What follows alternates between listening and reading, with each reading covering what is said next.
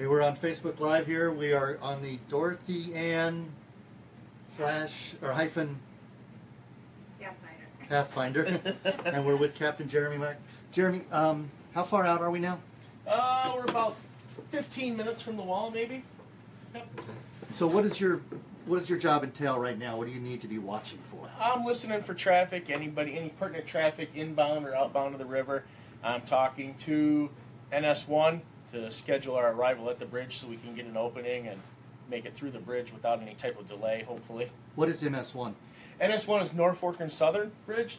It's the very first bridge that crosses the Cuyahoga River, otherwise known as sometimes the Iron Curtain. Okay. How many times have you made this trip, do you think?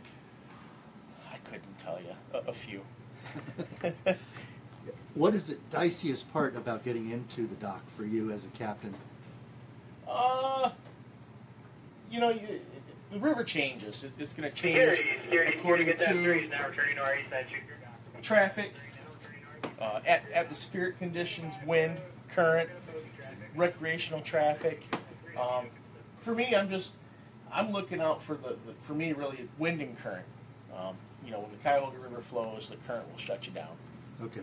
So the normal season for ships like this is like March to December, March to early January? Correct. At this particular time, you mentioned them, recreational traffic. Lots of recreational traffic now. How do you warn them to get the heck out of your way, or is there something you can do? We're making security calls. Hopefully they're listening to Channel 16 on the VHF radio. I've got watchstanders out on the deck, and if somebody's not listening or they don't hear us, I'll send the guys around the deck, and we'll try and, hey, could you come over here? Could you come over here? Kind of direct them where we need them, and we're going to put them in the safest spot for them and us. Okay, great. Or try to. What's the scariest incident you've had with a recreational boater? I had a paddle boarder paddle between my stern and some of the sheet piling just off of Samsel, and that's it's approximately a 90-degree turn, and our stern can get fairly close to the sheet piling.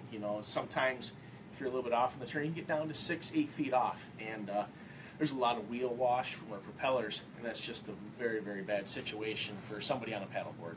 If you had an opportunity to talk to, it's like U.S. Coast Guard Station does classes for recreational boaters, Power Squadron, I think they call it. If you had a chance to talk to them, what would be the one thing that you would try to tell them as a commercial vessel?